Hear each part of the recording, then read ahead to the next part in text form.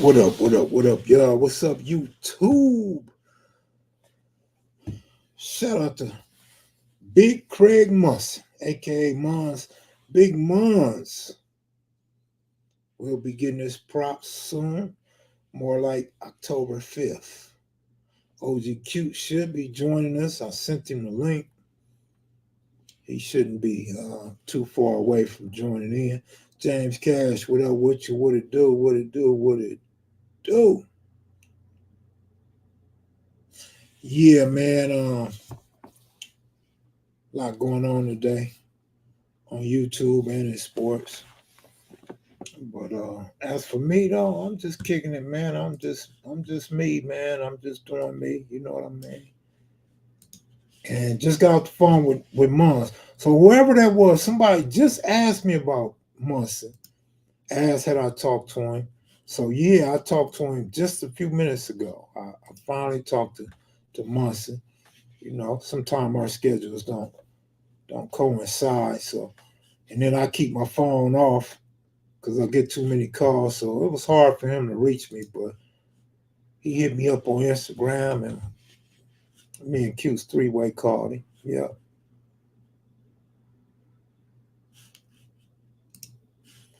Wheezy, Western Ave, Charlie P. Stone, Ralph, Austin, Texas, Candace Kirksey, Mike Harvey. What's up? What's up? What's up? I don't know about him running the gym, but he definitely goes to the gym. That's Craig Monson, man. He gonna do that too. He can't do it no more. Absolutely. In business, what up with it? You enjoyed the live today, Candace? That's what's up. You know, a lot of people like that video. Maybe because I had a subject and I focus on that subject, or maybe because I know that subject from the inside out. You know what I mean? I seen. Well, I'm gonna let Cuse talk about him first. What up, Cuse? How you doing, brother Kev? What's up, Mac Kids? Everything all right with y'all? I hope on this good Friday evening. Had a good day's work. I'm feeling good. Max Temple, good looking out for the comment. Uh, how wow, Craig now KM what? How old is Craig Munson now? Craig might be Craig might be about 74, huh, Cutes? Yeah, well, it's good we still blessed with a legend, a role model. So go ahead, Cutes. You want to tell them about Munson, the phone conversation we just had. Yeah, so okay, so we all know that Hollywood it tends to always want to make heroes out of their moonshiners, out of their Al Capones, out of their Italians, out of their cowboys, out of you know. But when it comes to blacks, and the way we get our thug on, and our past and our history, oh, we don't want to encourage it. We don't want to do this. We don't want to do that. That's just a clever way of saying we racist and we don't want no one, admiring them, blacks. You know, way way back in the day, they uh they decided that they're not going to show blacks, in a positive light, even when they show their thug, they're not gonna show, how they became that, or what brought that about. They're not gonna they'll see no good in our story at all, you know. So anytime they show a glimpse of our story, it's like, you know, they up in the enforcement of their law. They're really giving them, the hero ship in those films. So we can't have any black heroes, unless it's a cartoon.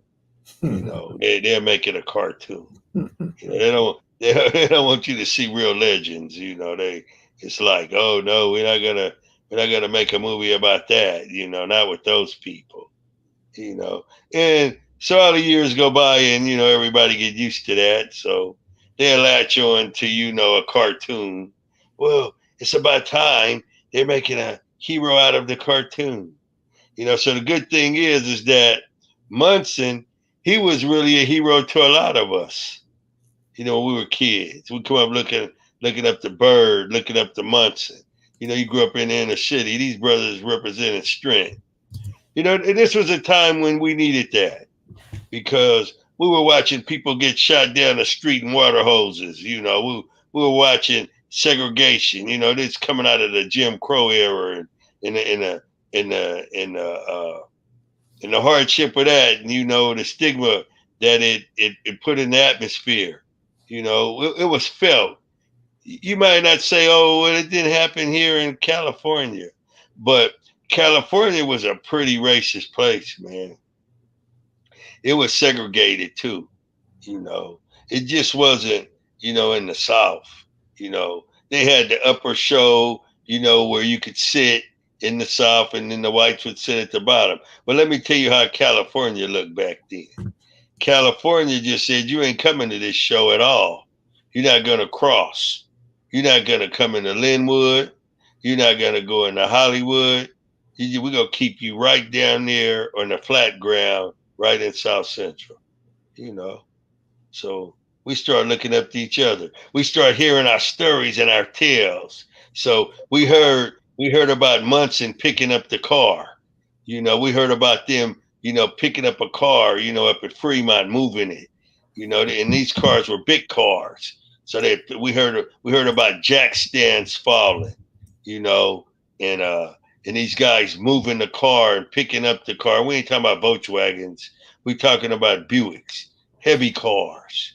We would hear tales about that. We would hear about Munson and them fighting in the street, late at night. On Florence, over by Fig or over by Broadway. We was over back in those streets when we were little kids with our parents going to get Frosty Cream or going to the hot dog place or going to Chambers shoe store. We could get a glimpse of these guys. They might pull up in the parking lot and we could see them and somebody would point them out. There go Munson right there. There go Bird over there, and it was cool because you seeing your hero, you seeing a legend, and they still around, and you're a little kid and you're like, this is cool, and it was the same way with my brothers, see Mouse or see my brother, see the farmer Big Al, see Big Tookie, you'd see these people, you right here, right now, and it's special. You can just feel it. This shit is special. And Time out, cute. yeah. Remember I told you a brother bought the Magnificent Seven shirt? Who brought the Magnificent Seven shirt? This guy right here, Eric Gayton in Texas. He said he wants to know how much you will charge him to sign the shirt that he bought.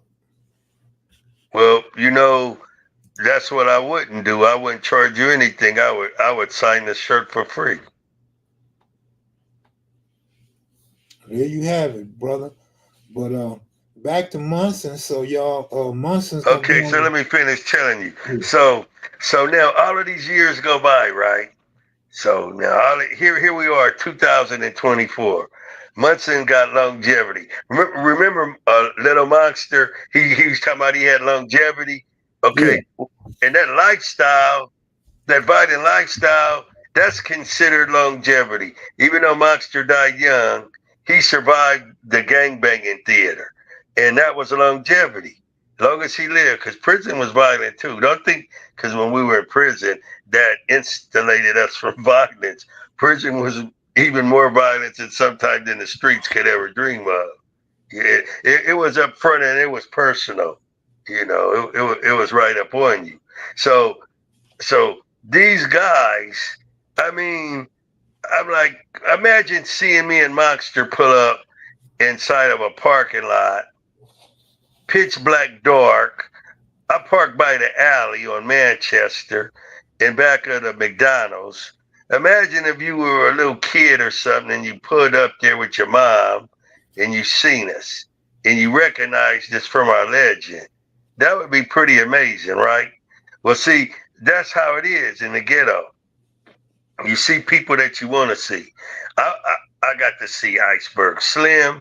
I got to see all my heroes. I got to see Munson. I even got to see famous people, that had celebrity status like Jim Brown, Muhammad Ali, because they would come down in the inner city. They would come down in South Central. So now, on October 5th, they're going to show, at the Chinese Grown Theater that had been there, a very long time. They're going to do a tribute to Munson, and the tickets are going to be $35, and it's going to jump off there. The 5th is a Saturday, October. It's cool, and I'm going to try to be there. And when we get more information on the ticket, how to get the ticket, or if they're going to be selling tickets there at the ticket window, but mark it on your calendar. Everybody's welcome to come. But the tickets are going to be $35. And we're going to see a true legend that grew up in our community that had real power.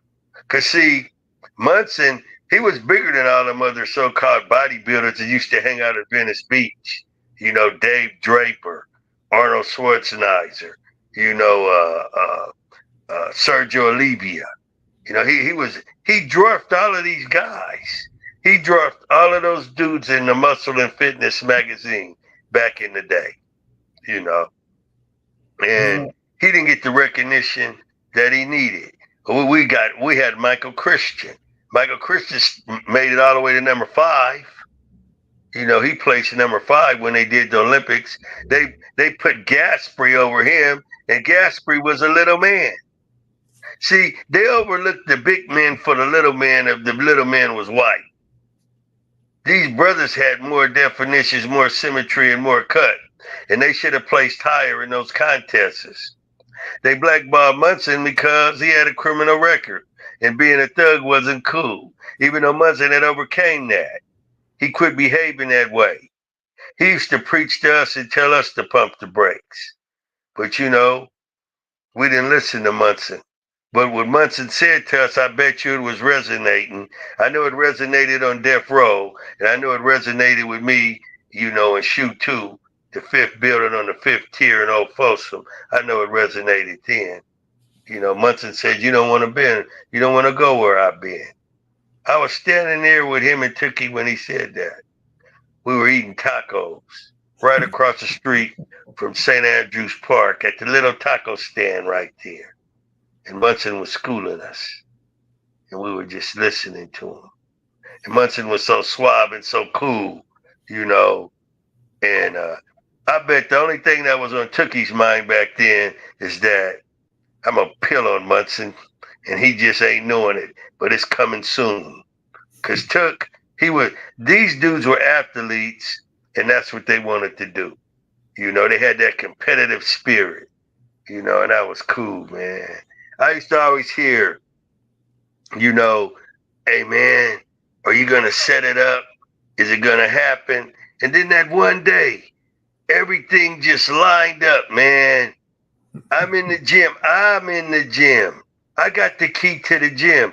Babe was a white guy. And Babe, he loved the Crips. He loved it, the brothers. He loved it, the rough brothers in that neighborhood. Babe had his own gym in Vermont. But somehow he lost the lease or whatnot, so he started renting out the Bill Pearl gym. So we kept Bill Pearl's name on that gym. Bill Pearl moved to Pasadena. His family, who owned the property, eventually sold it to a fireman.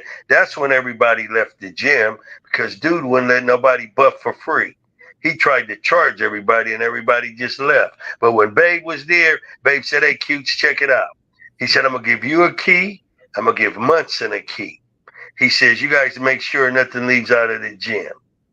I says, all right, cool. I says, I'm going to start setting the trash out for you too on trash day. Because Babe's in a wheelchair, and he used to compete too with in the wheelchair weightlifting stuff. And so here we are in this gym, and this night, this day, Cookie's in there. They in the other room. Miles, Took, Sweetback, they all over in the other room buffing. I know they back there. Munson comes through the front door, and I'm looking. I said, this is going to be a good time for me to instigate this shit. So Munson gets to buffing. Before you know it, I got him going. Man, that pose down should have been recorded. That was the coolest pose down, man, that I ever witnessed. It should have been recorded. I wish the gym had like those video cameras, for burglars. But back then that technology was only in, some people had it, a lot of people didn't have it. Most of the thing they had for security was probably a burglar alarm, and you got to kick something open to trigger that. But yeah, man. So it's about time they feeling comfortable enough, to start listening to our stories, wanting to take our character, and make an image, on the silver screen. Stop being afraid of black men. A sad thing happened too, man, and I'm just finding out about it. You know how Pamela Harris said, "We won't go back. Don't take us back. We're not going back." Well, brother just got hung. How far back could that take us? It's crazy shit going on in the world. And when I was a kid, we used to watch this stuff. That's why we started the Crips. That's why we got in these gangs, because we didn't want to be perceived as weak.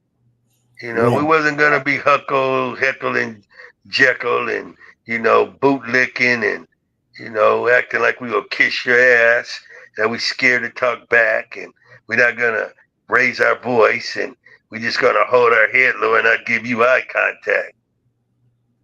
The funny thing happened when I got to Tracy State Prison. I was with my buddy Warlock. So they put us, we went there during Black August. I didn't know what Black August was because I never been a revolutionary, but I admired some of the revolutionaries. So they put us in the holding room, which was a day room. So I told Warlock, I said, man, I'm feeling myself, Warlock. He said, what you gonna do? I said, watch. I'm going to start some shit. He said, Cute, we in the joint now. I said, I don't give a fuck. I said, everybody that go by that window, the next motherfucker go by that window and they keep looking in here at us, I'm going to start red-eyeing everybody. So I got up to the window and I started red-eyeing all these big-ass dudes. Each one would come by. One dude stopped and he just started looking at me crazy. I started looking at him. I ain't going to lie. I felt a little bit of tremor within inside of myself, but I fought it back. And so Warlock said, damn, you broke him. He turned away. I said, watch, I'm going to red eye everyone. So all kind of motherfuckers start walking by. Every now and then I catch somebody, they red eye me back. And then, so Warlock said, he said, so what are we going to do when the door opens? I said, we're going to get down. I said, when the door opens, the first person says anything out of line, I'm going to sock him in his face. You down? Warlock said, I got to be down. I'm down with you. I said, all right. I said, get ready. Here come the guard. He opened the door. As soon as he turned the key and opened the door, I pushed the door a little. And then he said, what's wrong with you? He says, this ain't no movement. He says, I'm just coming in here. I'm giving you guys your bed rolls. Calm down. And that kind of like took a little of it off of me, But that's how wound up we were, because we didn't want to be perceived as hooks, because we wasn't hooks. But you got to work that strength out of you. You got to be like down. You got to keep it going. And that's how it was, because they depicted the black man as weak. I mean, Hollywood put it out there. Tarzan would yell in the jungle, and then they would say some voodoo shit, and all the blacks would just get to running, dropping they spears and run off into the jungle another way. And then Jane or Boy would ask Tarzan, why did they run? Because of the voodoo, because of this. You know, they scared of make believe bullshit. So that's how they depicted us. You know, and so as a kid, I'm thinking it's true. As a kid, I'm thinking I don't want to be African. I'm like, not African. This kid at school, we would make fun of the Africans. You African, this, that, that. So we thought from watching so much damn TV, that was real. We thought that the Indians were dumb. They shooting the arrows, and these guys got Winchesters. So and the Indians are stupid. Why is they rushing the guns? And they just drop it, bam, bam, bam, bam, bam. That's the way they wanted you to see other races. They wanted you to see the Indians as stupid. They wanted you to see the Mexicans as lazy. They want you to see the blacks as buffoons and scary. And all the whites were just strong and bravado. And then that's just how it was. We came up in a very racist society, man. And then as the years go by, a lot of has changed. But now they're trying to take us back, you know. But it's a good thing that, now they starting to look at different brothers, from the neighborhood, and they ready to roll the dice. Because we would go see the movie. If they made movies about us, we would go see it. We go see they dumbass movies. You ever see how many stupid movies that has been made? What about the one about white girls? The two brothers playing white girls. Wasn't that stupid? What about some of these movies, man? If you just go back in your TV and you look at all those old ass movies and dumb, they ain't cool. But they rolled the dice. So we'll make a movie. Let's make a movie about some bootlegging. Let's make a movie about a car. Let's make a movie about a talking dog. They just make dumbass shit, and we go watch it. There's an audience for it. So you mean to tell me that there ain't an audience for us? We can't get an audience. Remember when Monster said that these would be our Billy D's? Well, he was telling the damn truth. If it was another world, you know, they don't want to Well, make no heroes out of us, man. so But what I wanted to say was it's a red carpet event for Munson. Munson's gonna be dressed up. He can't wait for this to happen. And us as men and us on this platform, we always talk about giving people their flowers while they're still here. So Munson, if God is willing, October 5th, will get his flowers while he's still living. And that's what we call a living legend. So Monson expressed to me and Cutes how excited he is about this evening. And he wants us, when he gets all of the information, to share it with you guys, because he wants you guys that care about him or know about him or weightlifting to come out and share this experience with him. But it's funny because, like Q said, they rather have us be like a black superhero in a cartoon. And for those of us that know about this gang stuff from the Crips and Bloods dating back to the Avenues, everybody knows Munson's name is bigger than big. And Munson was saying, this is what stood out in our short conversation. Munson said he finally gets to speak to the people. He finally gets to tell his story. So I'm happy for Munson. yeah, we need to celebrate a real legend. So we gonna get the information, and we need to, just pack Hollywood. Like like someone signing their star on the ground.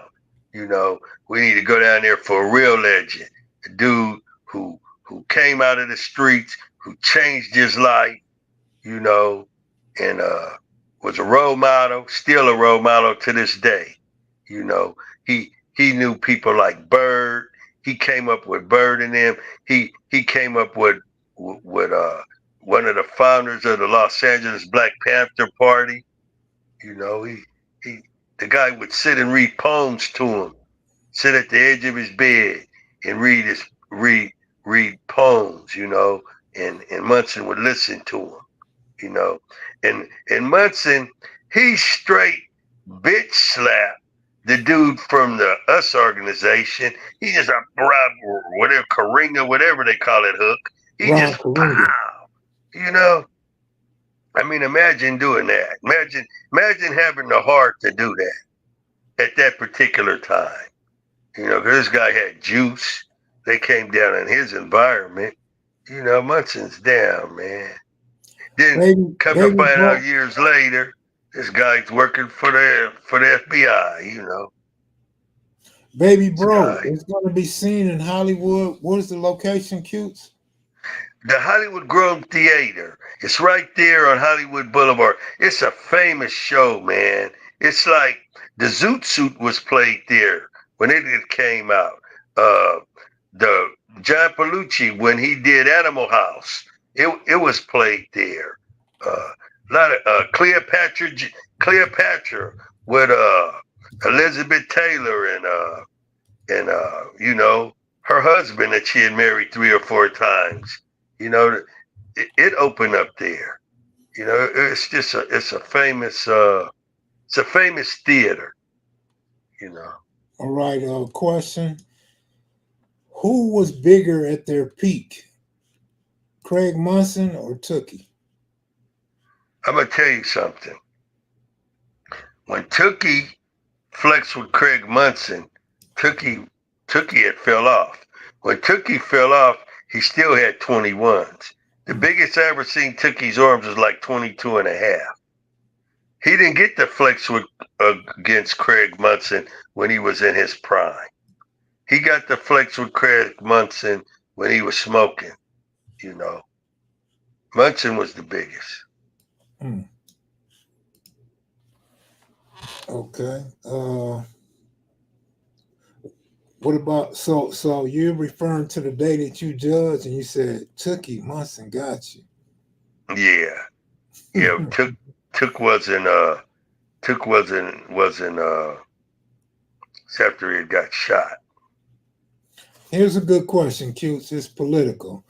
Not that we was gonna do a political show tonight, but uh Dewan Michael said, "Do you think Kamala Harris would be respected and able to negotiate with countries like Russia, Iran, China, and North Korea?" Yeah, why not? See, what they're trying to give you is a weak image of a black woman.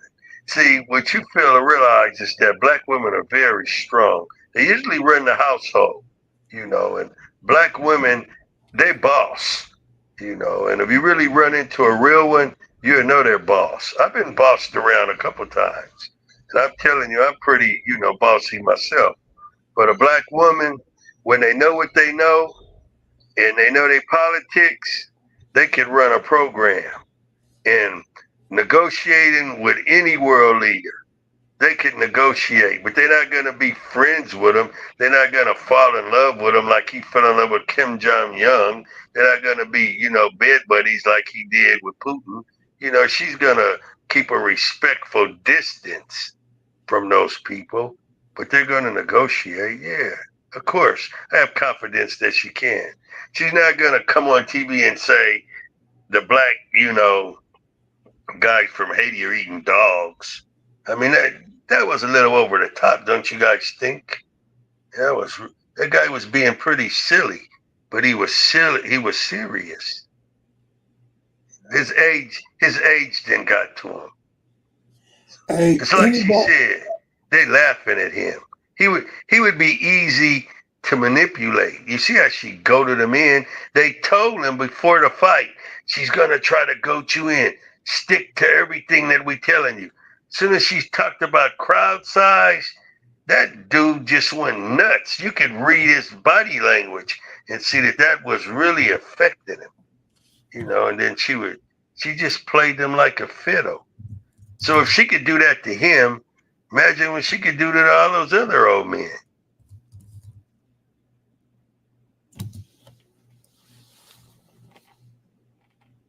It's my opinion.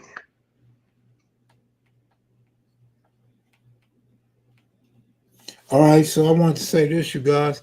My nephew is playing his second collegiate game, D3, starting defensive back. It will be his first televised game, that you can actually see on TV. Of course, you can watch all the games through links, but if you have a Fire Stick, you could catch CBS in Pittsburgh. That's KD. Let's see, KDKA. And if you ain't doing nothing in the morning, or you don't see a good game, tune in and check out this game on CBS, man. Hey, and tell me a little more about it, because I didn't know nothing about that. This is first year in college. Allegheny, I believe that's how you pronounce it. It's a college for smart people. It's a D3. Okay. Very gifted people go there with 4.0 and higher GPAs. And he's a freshman. He started his first game. This will be the second game of the season. They won the first game.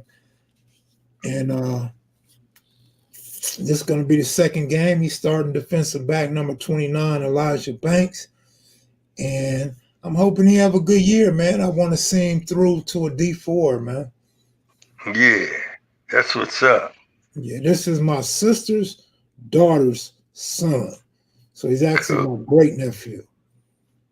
Yeah, man. I hope that young man stay healthy. And what position does he play? Defensive back. Okay. Oh, yeah, like a Singletary. No, he was a linebacker. Oh, Singletary was a linebacker. He's a defensive back. So describe that position. Sticks to wide receiver. Oh, okay. So he would be one of those guys that would be on Bob Hayes, or Bob Hayes went out for a pass. Yes, correct. Oh, okay, cool. Well, he got to have some foot speed, because those guys are pretty fast. He's pretty fast. He's tall. He's lengthy. He doesn't have the greatest hands. That's why he's not a wide receiver. He's a defensive back. Well, all he needs to do with that is slap the ball down. Yeah, he ran track. So he got speed. Oh, that's good. He got hops too. He probably could jump real high. As far as a D3, D4 comment, I'm saying he's D3. I want to see him get to a D4. So I'm just trying to promote nephew, so you guys will get to know him. People, when they mention him or school, you guys can talk about him, and hopefully he go to that next level. He's a real good player.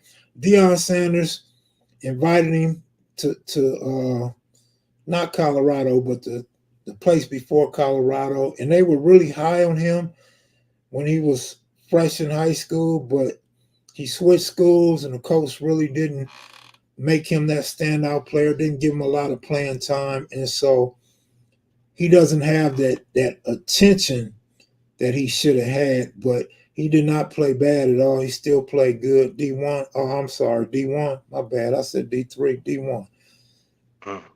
My bad. So yeah, Rocky want me to call him. What's up with you, Kim? My sister in here, cutes. How you doing, sister? Tell your sister I said hi.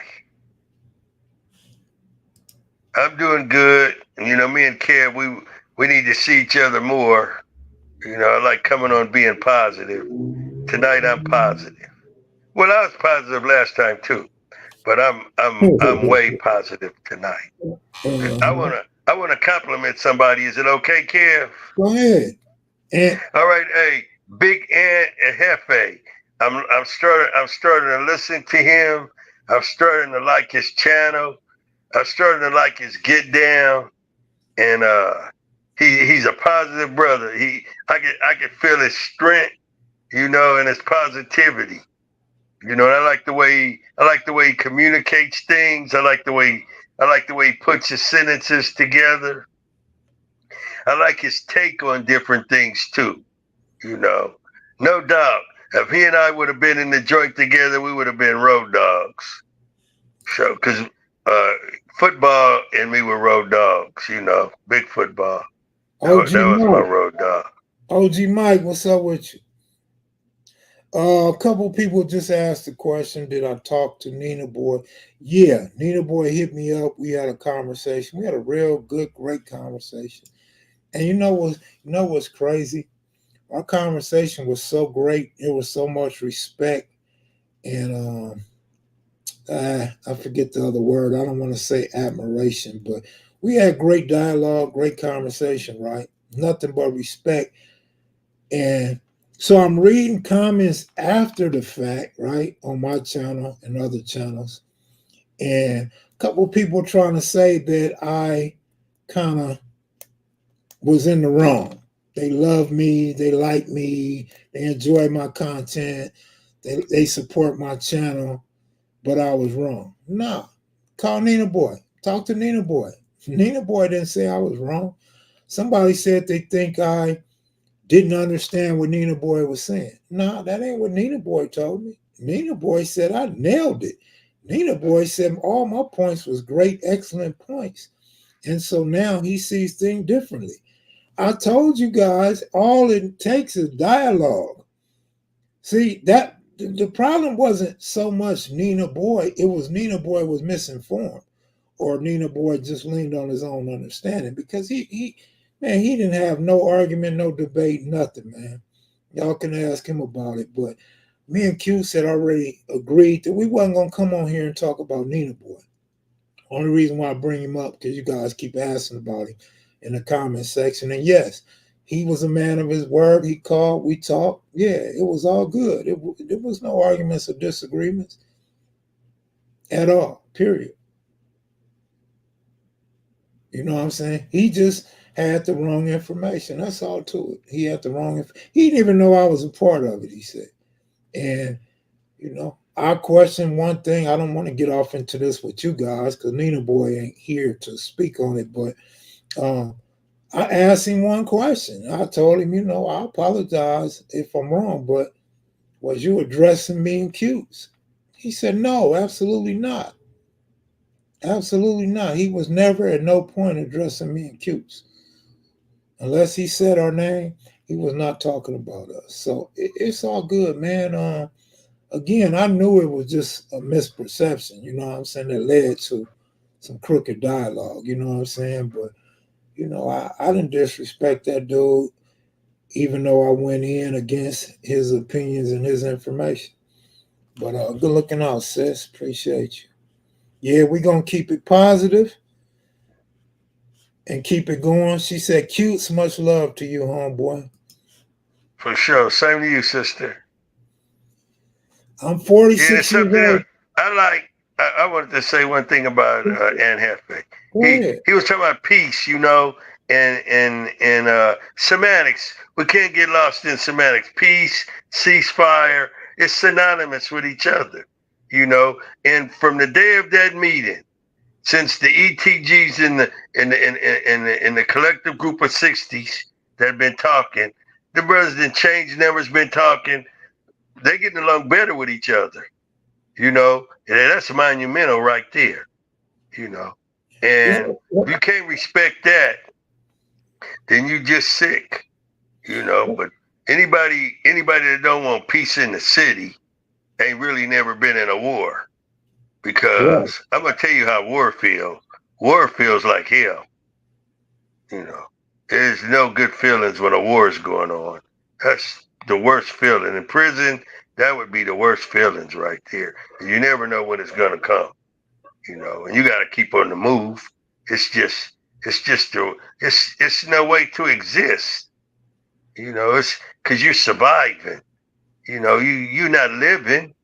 If I'm just surviving, how am I living? I'm not enjoying life. I'm just surviving right now, man. I'm Yeah, trying to it's no get back to good. enjoying my life. I'm trying to get back to enjoying life. But let me say this, because Ant mentioned it and you mentioned it. Now, I was not trying to separate ceasefire from peace.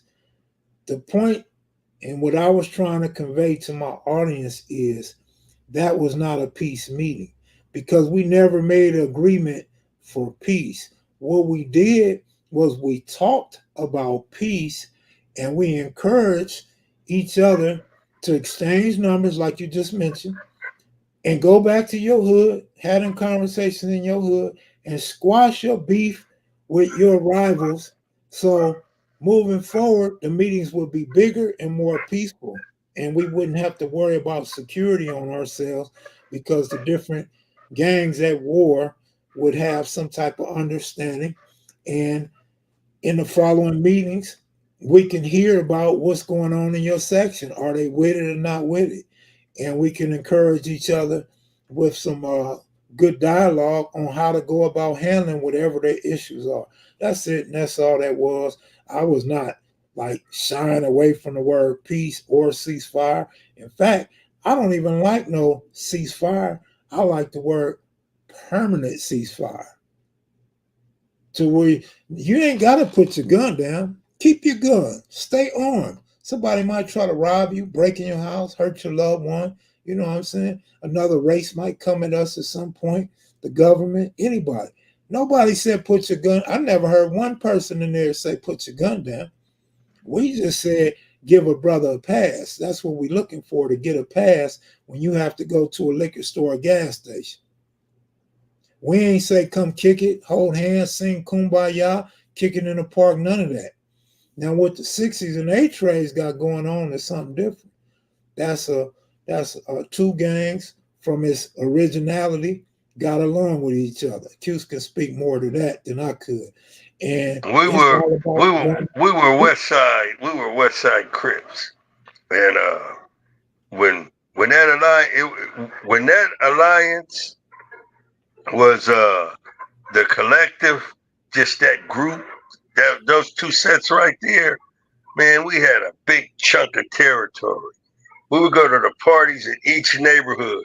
We would fight down the back streets rivals. When we would move in a big unit. We would march them up into the forum. We would march back down. We would go up to Crenshaw. We would go back up into the record house. Man, we were a force to be reckoned with. Right. When you seen us And coming, you would go on the other side of the sidewalk. You would go on the other side of the street. good looking out in business. I don't know about that Belizean band. That's not what he told me. So I'm not going to engage in that. Mission will be hard, but it's worth the reward. The mission is super hard. It's super tough. But as long as you got dudes like Ant out there pushing the line, dudes from different sections pushing the line like Young Ant, uh, yeah, it's And point out, and you guys, they got these, you know, uh, audiences here in YouTube world. Point out the good things about it. yeah, Don't you got don't to. dissect our shit because you're really in our business. Don't look for the bad, look for the good. Yeah. If you can't see no good in it, then just keep out of our business. Well, if they Because, don't, like they say back in the day, this is crib business. but like, see, the crazy part is like this became a Young Ant thing and a Nina Boy thing. When really the confusion really didn't stem from neither one of them. The confusion stemmed after Skip posted that video. All these dudes from out of town making their own video to what you're saying. They didn't see no positive in it. The positive they seen in it was let's clip these videos, let's post these videos and draw our own scenarios so we can get some likes real quick. You know, like they And got when the you 411 young, month. oh, excuse me, brother Kid. No, I was done. I'm just Oh, saying they were yeah. acting like they had the 411 because they seen a video that Skip post and didn't even know Yeah. what the hell was going on. And so I look at that as clout chasing. You don't know to get down. You don't know what's going on. It's the subject of the day, you know, and you want to be the first one to break the story. You know, okay, slow down, find out what the story is. Let's get a righteous narrative going. Let's not say stuff that ain't true. We already know that we don't get along, but we're trying to get along. We already know that that existed. But before we didn't get along, we did get along because we were one. We were the West Side Crips. A lot of people don't remember that. We all got along. We had Crip love for each other. To the brother talking about I'm too defensive, look at the live, all that shit. Listen, I said I didn't see that. I didn't hear that. And then I told you what he told me. I'm not defending no shit I ain't seen. What are you talking about? Stay right there. Something's going on. I'll be right back. Dogs killing more dogs. I hope not. But nah, man, I ain't defending nothing. I may be being evasive or something, but I don't know about what you said. That's it and that's all. Why would you put defensive in there? No, I don't know about it. So I'm not to speak on what I'm gonna do. Speak on something I'm unaware of. That don't make sense. John Money, what up? That's how people keep getting in these situations right now. Because people are speaking on things they don't know about. I don't know about it, so I'm not gonna speak to that. Okay, I'm back. I had to go down on the yard. Lay There was them down. rowdiness They going on. quiet now. I had to say down on the yard, lock it up. Yard recall. Hmm. See, so I put them on yard recall, down on the yard, and next I'm gonna lock somebody up in the holding cage. Oh, now you know that ain't cool. I know. Bring them in You the better program chill though. office with you, man. Huh? I said, bring them in the program office with you. No, because I'll have a fight in the house, and then I might have to shoot the Mini 14 at one of them. You don't want them messing with the white dog, right? Yeah, they mess with my white boy. It's gonna be trouble in here. See, you racist. You running your prison like a racist, man. You My protecting the sister white told dog. me that your white dog's a pet. He's not a fighter, but he starts the fights. He's a pet, but he'd take off on one of them. That's what's crazy. But he can't hold his own for long.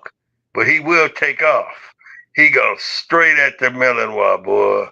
But he don't know how to lock. If he knew how to lock, then he would win. But he fights like a German Shepherd. He just bites, lets go, bite. He'll have a good bite, but he'll let go of it. Whereas the Malinois, they bite, they don't let go. They just lock. And I don't like that shit. I say, oh no, you let my dog go right now. That shit, I don't like dog fights. Fuck that. Ain't nothing cool Man, about a dog fight. like Okay, so look, we're looking like so Daryl Ross.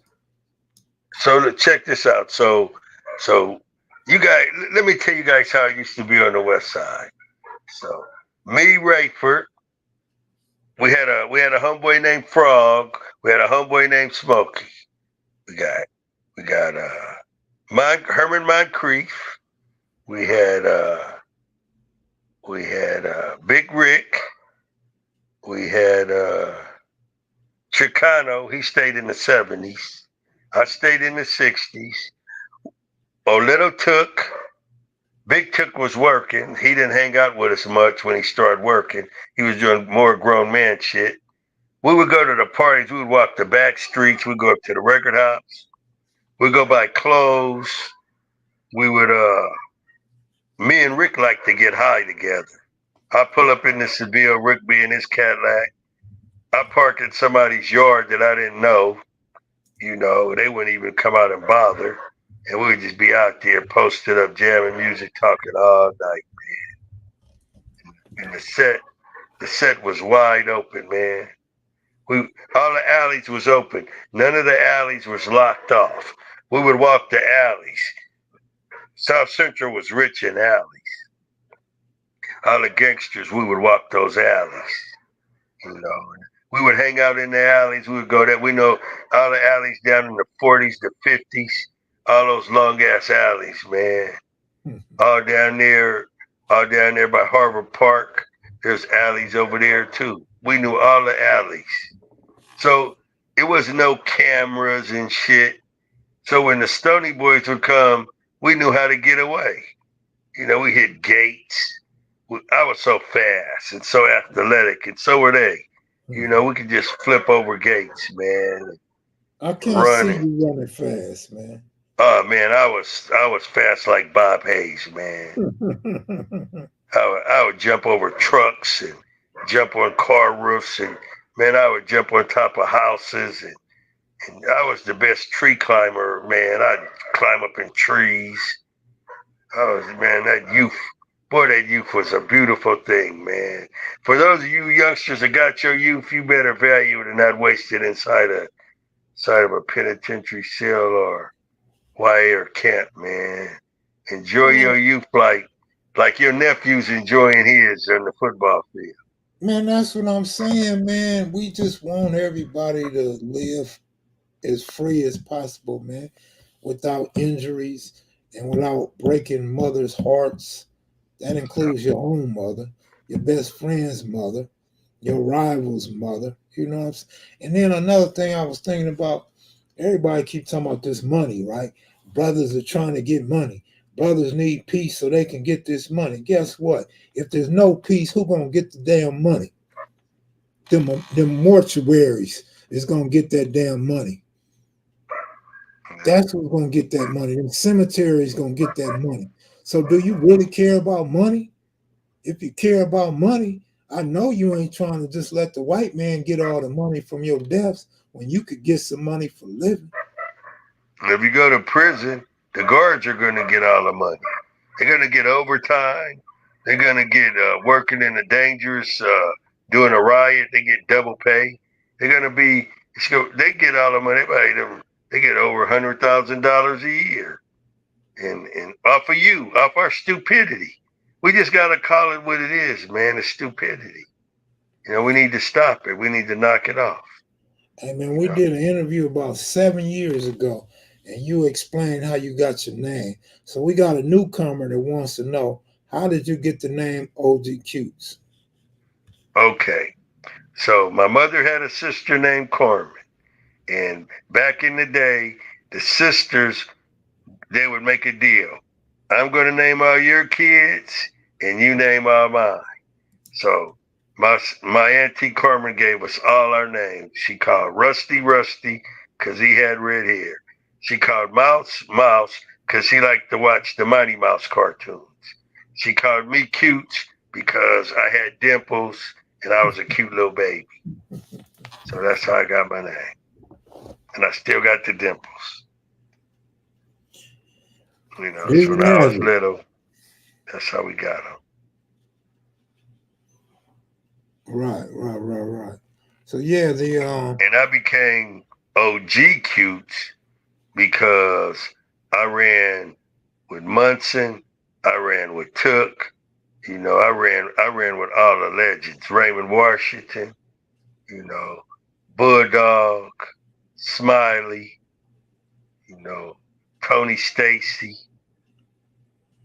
Melvin Hardy, Gary Lane, Melvin Farmer. Buddha, ran with Michael Hester, Perry Manuel, Odie, OD and Odie, Blue, West Boulevard T, Barefoot Pookie. founder of the Pico Crips Boone and Gregory Lanier, ran with them. I could just go on and on and on. Craig Craddock, you know. How you gonna leave out Melvin Farmer and Barefoot Pookie, man? I ain't finished. Oh, I'm Big just Red, warming up. Big Melvin Red. Foreman, Barefoot Pookie, Monkey Man, What you about know, Sidewinder? Sidewinder Rayford, yeah. Frog, Smokey Joe, Ronald Burnett, all these dudes, man. Did you? Punchy. What about the one of the brothers who started the Avenues with Big Rick? Newhouse, Kevin, You and should then have all my a, rivals. you I should can have name a, all my rivals. you should have an interesting answer to this. Cutes. How would someone be considered an OG nowadays? Well, you have to endure, be able to endure some stuff, go through some stuff and be solid through it. You have to be able to take a beat down. You have to be able to stand on your own when all the odds is against you. And it has to be heard about. Someone has to witness that.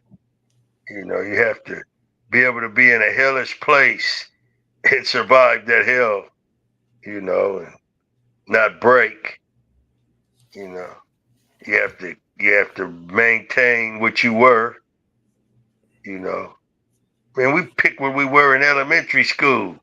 You know, basically, we picked where we were and when we became in elementary school. And we rode it all the way until the wheels fell off of it. Look at crazy dog from the brims, man. That dude, he rode it all the way until the wheels fell off. He did 40 some years, man. That dude used to gangbang hard against me on the street. You know, that was like Pretty Boy and Monster.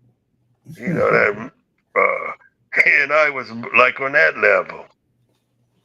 It's just, Hey you man, to just the see. person asking questions about Blue Rag and all that, I would just refer you to Blue Rage Black Redemption so you can get it in text instead of asking questions that we done talked about many times over.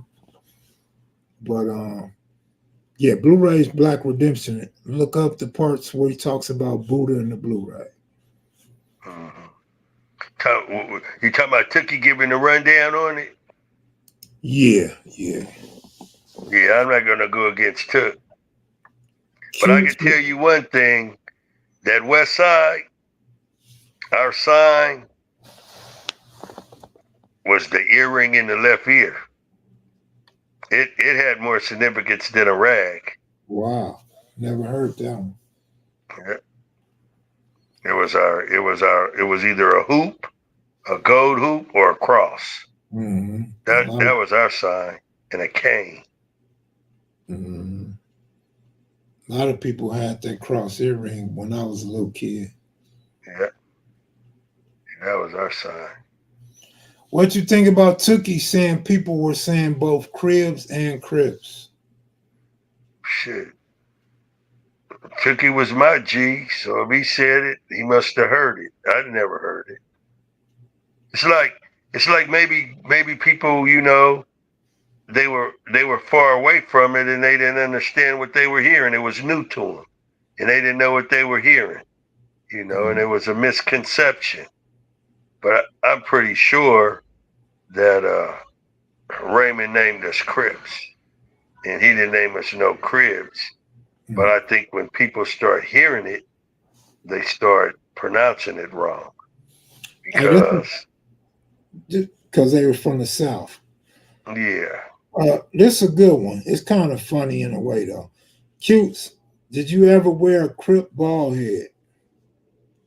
yeah, we all for the summer of 70, I think it was the summer of 71. They had started some Crips called the Sunshine Crips. And remember they all showed up at the park with their bald heads. Tookie even got a bald head too. And so the only person I didn't see with a well, we got Coviduses. That's the baldest we had got. The Covidus was the number one on the Clipper. So we would go down to the barber shop and we would tell them to rake us a Covidus. And so that was it. Because you got to remember, the Naturals were in style when the Michael Jackson and the Jackson 5 busted out in what, 79? So everybody liked it froze. When did Naturals come out? Now I think Naturals came out during the Black Power movement. So I guess Naturals came about like in 66. I think that's when, because remember, before that, brothers was putting putting gas in their hair, that processed stuff. You know that, and then when the Black Pride came, they said, "Nah, man, you don't put that shit in your hair. You just let your hair be natural." So that's where the word "natural" came from. And then I got a natural, you know, because you wasn't putting no chemicals in your hair. You representing your blackness. Because you guys got to realize everything that was handsome about us, everything that was beautiful within our women, they said was ugly. So they gave people of color inferiority complexes. So you had people not wanting to be dark. They were putting bleach on their skin. You had people who had their natural hair. They were saying, "Oh, you got nappy hair. Oh, that ain't. That Hollywood ain't showing that as being attractive." So it trickles down into human beings on the street. So they didn't, they wasn't feeling good about it. And then when we got our pride, black pride, then everybody started, Angela Davis, she made the poster with the big fro. Yeah. Everybody was like, yeah, let's put that up in our black house, put that up in our den. And then people start throwing up the black power fists, you know. So we were being proud, We were like, all right, man, it's all right to say you're African now too. Well, you sure? But they keep changing our name, Negro, you know, black, you know, Africana, all kind of shit, Right. all these different, identity, finding your identity. I'm glad I came up in a house where my father, he told us we were black. He told us we came from Africa, our ancestors, and my father had thick hair, So you gotta have your pride, man. You can't lose it. Cause they flipped the script on us again when they made those, black exploitation movies. And then they showed Superfly. Now I don't know if the guy who played that role was really black or was he a Mexican or what was he? But he had a cool ass Lord Jesus. I mean, and when we saw that, we went crazy. Goodbye, Fro. Goodbye, Afro. Bye bye. And everybody started laying their shit, man. He turned around and everybody had a maxi coat. We went in reverse. You know how they say in Pamela Harris's thing, we ain't going back? Well, we went back. Once we saw Superfly and then the Mac, Yeah. that was too much for our little brain. We I went know. back to calling women bitches. We didn't mind being, it was just awful. But we're Did young and you, we were so impressionable. did you like Pamela Greer? Man, I liked it Pam Greer. I liked it Black Coffee. I liked it all them women. They made those women strong too. They depicted those women as strong. You know. They wanted, but they showed strength the wrong way with us. So they showed strength with us as being a pimp, a drug dealer, and they shouldn't have did that. They should have. They should have showed. They should have made the movie, and they should have had the star, doing something positive, not not leeching off of his people. Not selling dope. We didn't know what cocaine was until that movie came. We want to feel it. There she go. It's a That's Angela 19, Davis. it's a 1969 picture on the left, 1970 picture on the right. Yeah. Uh, Everybody had those pictures. yeah, That those. lady was fine. You know Yeah, whose auntie that is, right? no. That's Joker's auntie. Oh, for real? I didn't know that. Yeah, from ETG. Yeah, I didn't know that. Yeah, that's his auntie. C from Harlem hooked me up with her, but she wouldn't ever respond to me. She didn't want to talk to me. Yeah. Well, she went through so much, man. Want to threaten to lock her up, and all Yeah, that. right, Swore up and down, her guns in the Marin courthouse. All of that, man. right. Yeah, she been through a lot. She was down with the struggle for sure. Cuse, Yeah. we did an hour, man. I'm gonna go ahead and get off, man. Well, that's good, man. This was a good Saturday, man. We talked about some good Friday, history. Friday. Good Friday. It feels like Saturday. It's a good Friday. Well, if it's Friday, I'm gonna go out. I'm gonna go put on some cool clothes, and I'm gonna go out to a club. All right, you I'm drive gonna go safe, see. man. Yeah, I'm gonna go see what the bikers are doing. Well, we got to talk about Munson tonight. We talk about a little history. We answered a few questions, so that was good, man. Yep. All right. Have a good one. Q's drive safe, man. All right, Macheads and Maniacs. See you the next time. All right, later. All right, y'all. I'm gonna holler at y'all. These two brothers are real. I'm gone, y'all. Y'all take it easy.